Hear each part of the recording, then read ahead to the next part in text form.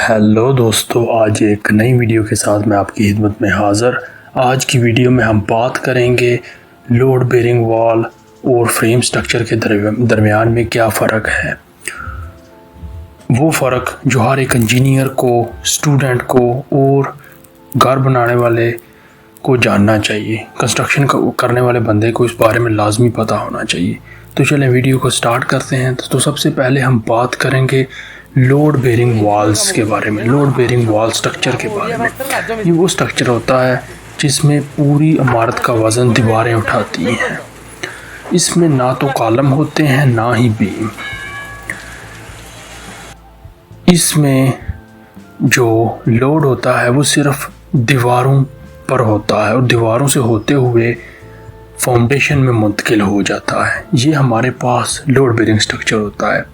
इसकी जो अहम खसूसियात हैं वो ये हैं कि दीवारें जो होती हैं वो मोटी और मज़बूत होती हैं, ज़्यादातर छोटे घरों में इस्तेमाल होती है। यानी कि ये जो हमारे पास लोड बेरिंग स्ट्रक्चर होते हैं ये ऐसी जगह बनाए जाते हैं जहाँ पर जो बिल्डिंग है वो सिंगल या डबल स्टोरी हो। इससे ऊपर ये लोड बेरिंग स्ट्रक्चर नहीं बनाए जाते। इसका जो फ़ायदा है वो ये है कि कंस्ट्रक्शन की जो कॉस्ट है वो बहुत कम आती है।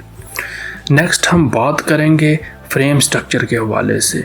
जी हाँ दोस्तों, आरसीसी फ्रेम स्ट्रक्चर जो होता है इसका पूरा जो लोड होता है वो बीम और कॉलम के ज़रिए फाउंडेशन में ट्रांसफ़र होता है और जो दीवारें होती हैं वो सिर्फ पार्टीशन के लिए होती हैं, वो लोड को नहीं उठाती।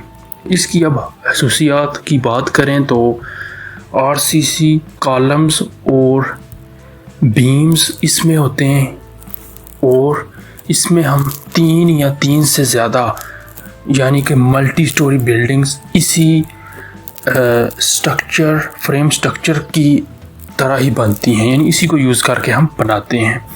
ज़लज़ले की सूरत में ये बहुत कारआमद हैं, ये बड़ी मज़बूत बिल्डिंग होती हैं, लेकिन इसका एक ड्रॉबैक ये है कि ये महंगी बहुत ज़्यादा होती हैं। इसमें जो हम जो दीवारें बनाते हैं वो सिर्फ पार्टीशन के लिए बनाते हैं। जो मेन लोड होता है सपोर्ट सिस्टम वो कॉलम और बीम में होता है।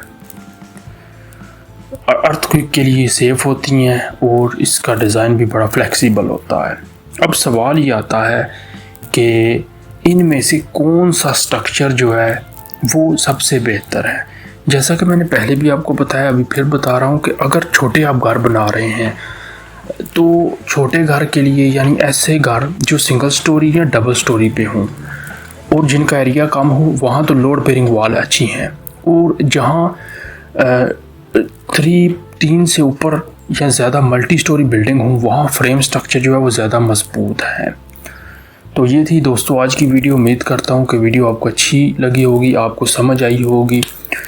मेरी आपसे यही गुजारिश है, आप वीडियो को ज़्यादा से ज़्यादा लोगों को शेयर करें ताकि उनको ये वैल्यूएबल नॉलेज मिल सके। वीडियो को गौर से सुनने के लिए आप सबका बहुत शुक्रिया।